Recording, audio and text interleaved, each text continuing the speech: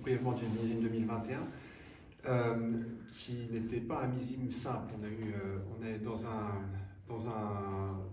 contexte du XXIe siècle, on a eu beaucoup de millésimes précoces, chauds, plutôt marqués par la sécheresse et le soleil.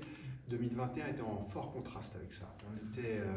On a eu un hiver chaud, comme on commence à voir assez régulièrement, et comme arrive souvent après les hivers chauds, on a débourré tôt, la vigne s'est mise à pousser de bonne heure, et malheureusement un peu trop tôt, parce qu'on a eu un retour du froid qui est arrivé, avec en même temps beaucoup d'humidité, et donc l'humidité aide à conduire les températures, et a fait qu'on a eu un gel particulièrement violent et marqué, qui a affecté toute la France, une partie de l'Allemagne, une partie je pense, de la Suisse, de l'Espagne, de l'Italie.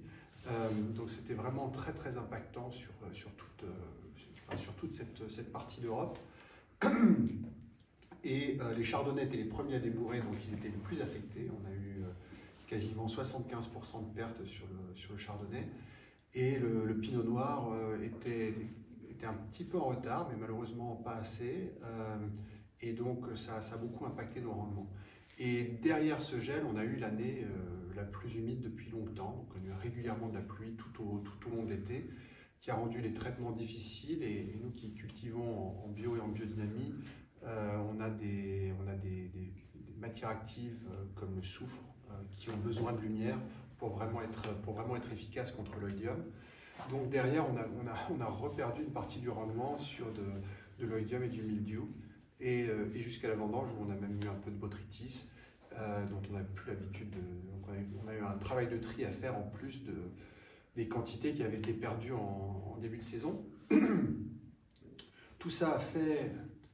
Enfin, j'ai senti mon équipe de vignerons qui était quand même très usée quand on est arrivé au stade de la vendange, avec peut-être une certaine impatience dans la région à commencer à vendanger et sauver ce qui restait.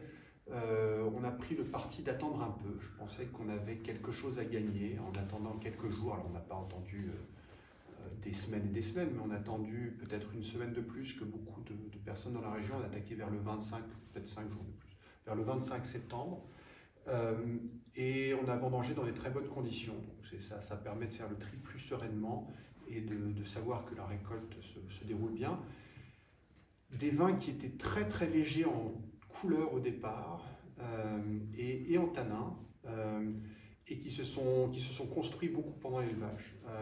Quand je dis construits, c'est pas qu'on les a assaisonnés avec quoi que ce soit, hein, mais c'est vraiment les vins qui au contact des lits, au fil du temps qui s'est déroulé, ont stabilisé leur couleur, ont pris de la couleur, mais aussi, parce que c'était la partie la plus facile à constater, mais en plus, dans l'impression générale du millésime, on n'a pas du tout l'impression d'un millésime léger. Alors, parce que, oui, certes, les rendements étaient petits, mais avec la pluie, on avait presque une impression de dilution au début des vinifications. Et avec le temps, maintenant, on a l'impression beaucoup de densité dans les vins. Ils ne sont pas lourds pour autant, mais ils ne sont pas fluets. Ils ont quand même de l'épaisseur. On a une vraie impression de présence en bouche. Et ça fait des vins qui rappellent un peu les jolis millésimes des années 80. Je trouve qu'il y a un petit côté 89 assez 2021 qui sont dans ce pinot noir que mon père a beaucoup vinifié, que j'ai connu à mes débuts, qui sont des pinots noirs très parfumés,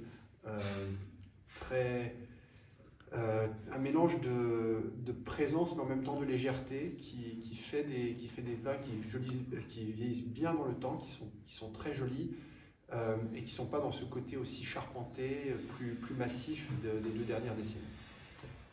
Très bien. Merci beaucoup, Jérémy.